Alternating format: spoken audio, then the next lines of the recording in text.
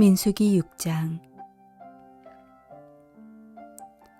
여호와께서 모세에게 말씀하여 이르시되 이스라엘 자손에게 전하여 그들에게 이르라. 남자나 여자가 특별한 서원 곧 나실인의 서원을 하고 자기 몸을 구별하여 여호와께 드리려고 하면 포도주와 독주를 멀리하며 포도주로 된 초나 독주로 된 초를 마시지 말며 포도즙도 마시지 말며 생포도나 건포도도 먹지 말지니 자기 몸을 구별하는 모든 날 동안에는 포도나무 솟아는 씨나 껍질이라도 먹지 말지며 그 서원을 하고 구별하는 모든 날 동안은 삭도를 절대로 그의 머리에 대지 말 것이라. 자기 몸을 구별하여 여호와께 드리는 날이 차기까지 그는 거룩한즉 그의 머리털을 길게 자라게 할 것이며 자기의 몸을 구별하여 여호와께 드리는 모든 날 동안은 시체를 가까이 하지 말 것이요. 그의 부모, 형제, 자매가 죽은 때에라도 그로 말미암아 몸을 더럽히지 말 것이니 이는 자기의 몸을 구별하여 하나님께 드리는 표가 그의 머리에 있음이라. 자기의 몸을 구별하는 모든 날 동안 그는 여호와께 거룩한 자니라.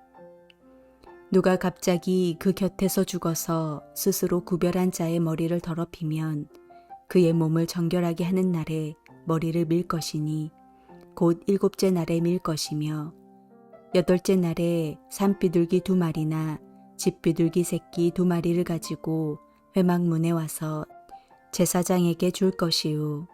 제사장은 그 하나를 속죄 제물로 하나는 번제물로 드려서 그의 시체로 말미암아 얻은 죄를 속하고 또 그는 그 날에 그의 머리를 성결하게 할 것이며 자기 몸을 구별하여 여호와께 드릴 날을 새로 정하고 1년 된 수장을 가져다가 속건 제물로 드릴지니라. 자기의 몸을 구별한 때에 그의 몸을 더럽혔은즉 지나간 기간은 무효니라. 나실인의 법은 이러하니라.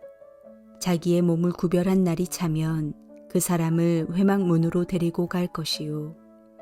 그는 여호와께 헌물을 드리되 번제물로 1년 된 흠없는 수장 1마리와 속죄제물로 1년 된 흠없는 어린 암양 1마리와 화목제물로 흠없는 수장 1마리와 무교병 1광주리와 고운 가루에 기름 섞은 과자들과 기름 바른 무교 전병들과 그 소제물과 전제물을 드릴 것이요.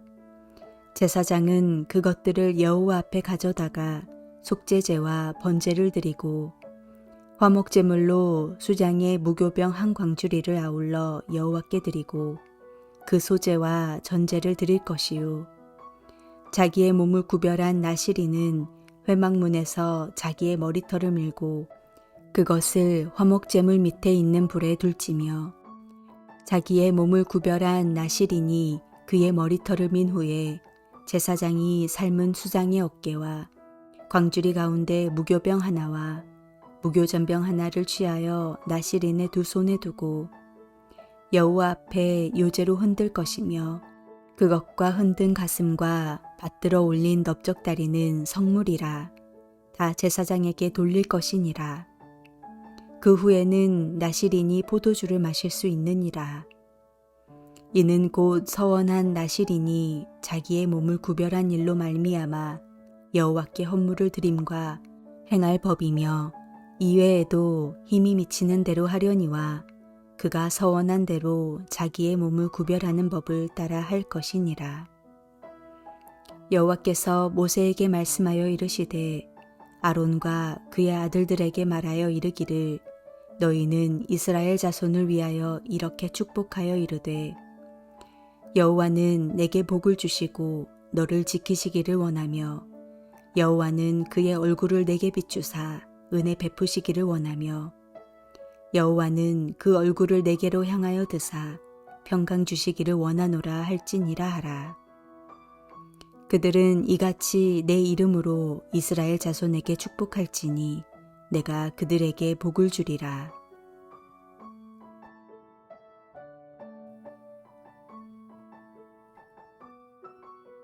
민수기 6장은 나실인에 관한 규례를 말씀하고 있습니다. 나시린이란 특별한 서원을 통해 자기 몸을 구별하여 하나님께 드린 남자와 여자를 말합니다. 성경에 나오는 유명한 나시린은 삼손, 사무엘, 세례요한 등이 있습니다. 이들과 달리 본문에서 말하는 나시린은 자신이 정해놓은 기간 동안만 일시적으로 나시린으로 살았던 사람들을 말합니다. 나시린 제도는 이스라엘의 부르심을 잘 보여주는 제도이기도 합니다. 하나님께서 이스라엘을 택하여 구원하신 이유는 세상과 구별된 거룩한 백성이 되게 하시기 위함이었습니다. 그렇게 거룩한 하나님의 백성들 중에서 더 거룩한 삶으로 부르심을 받은 사람들이 대제사장이었습니다. 그런데 제사장은 혈통적으로는 아론의 후손들로 성적으로는 남성으로만 제한되어 있었습니다. 나시린은 혈통과 성별에 제한 없이 누구든지 제사장과 비견되는 거룩한 삶을 살아갈 수 있도록 하나님께서 열어놓으신 제도였습니다. 나시린이 지켜야 할 3가지 원칙이 있었습니다. 첫 번째로 나시린은 서원한 기간 동안 포도주와 독주를 마실 수 없었고 심지어 포도나무에서 난 모든 것을 먹을 수 없었습니다. 제사장도 성소에서 섬길 때를 제외하고는 포도주를 마실 수 있었음에도 제사장보다 더 높은 기준의 요구를 받고 있음을 우리는 알 수 있습니다. 두 번째로는 머리카락을 자르지 말라는 것입니다. 자르지 않은 긴 머리는 나시린을 알아보게 하는 외적인 표지였습니다. 나시린의 긴 머리는 마치 대제사장의 의복에 머리에 쓴 거룩한 관과 같이 그가 누구인지를 드러내는 거룩한 신분을 나타내는 징표가 되었습니다. 세 번째로 나시린은 시체에 접촉할 수 없었습니다. 부모나 형제에게도 이 원칙은 예외가 될 수 없었음을 통하여 우리는 그에게 대제사장과 같은 높은 기준이 요구되고 있음을 알 수 있습니다. 나시린은 이렇게 자기 몸을 하나님께 드리기로 서원하는 그 모든 날을 거룩한 하나님의 사람으로 살아갑니다. 그런데 나시린으로 살아가는 중 갑자기 가족이 죽어 나시린의 규례를 깨뜨리게 될 때도 있을 수 있었습니다. 그렇게 예기치 못하게 서약을 깨뜨렸을 때 회복할 수 있는 방법도 알려주고 있으십니다. 정하신 율례대로 속죄제와 번제를 드려 성결케 하고 다시 새롭게 나시린으로 살아갈 기간을 정하여 서원할 수 있게 하셨습니다. 이때 속건제를 드려야 했는데 하나님께 거룩하게 바쳐진 그의 삶이 훼손된 것에 대한 배상의 의미가 있다고 볼 수 있습니다. 나시린은 서원한 기간이 끝나게 되면 다시 일반인으로 돌아가게 됩니다. 이때 돌아오는 절차도 역시 마찬가지로 속건제를 제외한 번제, 속죄제, 화목제, 소제를 드려야 했습니다. 이것은 아론의 대제사장 위임식 때 드렸던 제사와 비슷합니다. 그런데 우리가 생각에는 나시린으로 서원하여 특별히 거룩하게 하나님을 잘 섬기고 이제 그 기간을 잘 태웠을 때 하나님께서 칭찬하시고 상을 많이 주셔야 할 것 같은데 오히려 서원을 잘 마친 나시린이 많은 제사와 헌물을 드리고 특별히 온전히 서원을 마쳤음에도 불구하고 속죄제까지 드리는 것은 언뜻 이해되지 않을 수 있습니다. 하지만 조금 더 생각해보면 우리는 본문을 통해 우리의 섬김과 헌신이 결코 우리의 구원의 공로가 될 수 없음을 깨닫게 됩니다. 우리의 순종과 섬김이 아무리 최선을 다한 일이라고 할지라도 그것이 하나님께 온전히 받아들여지기 위해서는 희생제사가 필요했습니다.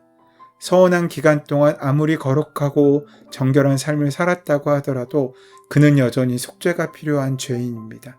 그것이 우리에게 예수 그리스도의 십자가가 필요한 이유와 같다는 것입니다. 나시린은 자신을 위해서가 아니라 축복의 통로로 세워진 사람이라는 사실을 기억해야 했습니다. 그렇다면 우리가 이웃과 세상을 향해 전해줄 축복이 무엇이겠습니까? 이웃을 위해 빌어야 할 복이 무엇이겠습니까? 돈을 많이 벌게 해달라는 것, 출세하게 해달라는 것, 그런 것들도 나쁠 것은 없지만 우리는 좀 더 근본적인 것을 빌어야 합니다. 오늘 본문은 이어지는 아론의 축복 기도문을 통해서 우리에게 아주 소중한 지침을 알려주고 있습니다. 이 축복 기도는 삼행시의 형식인데 주님이라는 말이 3번 나옵니다. 먼저 본문은 여호와는 내게 복을 주시고 너를 지키시기를 원하며 라고 기도합니다. 우리는 하나님께서 우리 이웃들과 함께 계시면서 그들을 지켜주시기를 위해 기도할 수 있어야 합니다. 우리는 때로 돈이나 연줄이 또 나의 경험이나 생각이나 내가 갖고 있는 권력이 나를 지켜줄 수 있을 거라고 생각합니다. 하지만 그것은 일시적인 것뿐입니다. 그것은 때가 되면 우리 곁을 떠나기 마련입니다. 우리를 굳게 끝까지 지켜주실 분은 하나님 한 분이십니다. 걱정 많은 세상 가운데 모든 두려움을 물리치는 방법은 돈을 많이 모으는 것이 아니라 하나님께 우리의 삶을 온전히 맡기는 것입니다. 그리고 그 맡김을 위하여 축복하며 기도하는 기도가 우리에게 필요합니다. 두 번째로 여호와는 그 얼굴로 내게 비추사 은혜 베푸시기를 원하며 라고 기도하고 있습니다. 하나님께서 빛나는 얼굴을 비춰주신다 함은 호의와 사랑을 베푸신다는 의미입니다. 물론 선행을 통해서 구원을 얻을 수 없습니다. 하지만 우리의 선행은 하나님을 기쁘시게 만듭니다. 하나님을 기쁘시게 하는 사람은 하나님의 밝은 빛을 보며 살 수 있게 될 것입니다. 우리 이웃들이 다 주의 빛나는 얼굴빛을 받아 환하게 빛난다면 지금 우리가 사는 세상은 훨씬 더 살기 좋은 하나님 나라에 가까운 곳이 될 것입니다. 세 번째로 여호와는 그 얼굴을 내게로 향하여 드사 평강을 주시기를 원하노라 라고 기도합니다. 하나님께서 그 얼굴을 우리에게 향하여 드신다 함은 우리를 도와주신다는 말입니다. 많은 히브리의 신앙인들이 하나님께 노여움을 푸시고 그 얼굴을 자기들에게 향해 달라고 기도했습니다. 하나님이 우리를 외면하시면 우리의 기도는 헛것이 되고 우리의 앞길은 막힐 수밖에 없기 때문입니다. 우리 모두 얼굴 찡그리고 사는 세상이지만 우리는 그 얼굴을 펴서 하나님의 밝은 빛을 비춰주는 그 사명을 위해 부름받은 사람들입니다. 그것은 막연한 소망이 아니라 약속에 있는 소망입니다. 더 이상 나시리는 그 옛날 특별한 사람들의 것이 아니라 오늘 우리 믿음의 사람으로 살기로 작정한 우리 모두의 사명일 것입니다. 그 일은 나의 존귀와 높임을 위해서 하는 일이 아니라 하나님께서 원하시는 삶을 살기 위하여 자원하는 마음으로 주께 순종하는 그 귀한 신앙의 시작이 될 수 있습니다. 우리가 그러한 삶을 살아갈 때 하나님께서는 이 땅을 하나님 나라에 합당한 삶으로 바꾸시고 채우시고 이루실 것입니다. 하나님께서 부디 축복의 말을 우리의 입에 담아주시기를 소원하십시오. 날마다 가족들과 친구들 그리고 동료들의 이름을 부르며 그들을 위해 축복하십시오.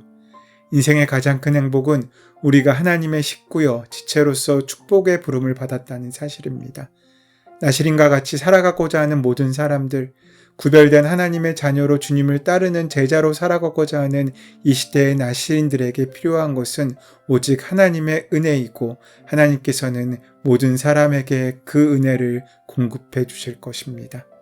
이 멋진 소명을 감사함으로 받아들여 날마다 하늘의 복을 나르는 하나님의 귀한 은혜의 통로가 되고 은혜의 그릇이 되는 귀한 삶을 살아가는 저와 여러분 되시기를, 그 은혜가 시작되는 오늘 하루 되시기를 소원하고 축원합니다. 사랑의 주님, 이 힘들고 어려운 세상 가운데 하나님의 뜻을 우리의 사명으로 감당하기 위하여 순종하며 나아가는 복된 삶이 우리의 하루 가운데 채워지고 일생 가운데 함께하기를 날마다 소원하오니 동행하시고 인도하여 주시옵소서. 우리 주 예수 그리스도의 이름으로 기도드립니다. 아멘. 이제 주신 말씀의 은혜가 나에게 주신 말씀으로 만나지기 위하여 깊이 묵상하시며 함께 기도하는 시간 갖도록 하겠습니다. 함께 기도합니다.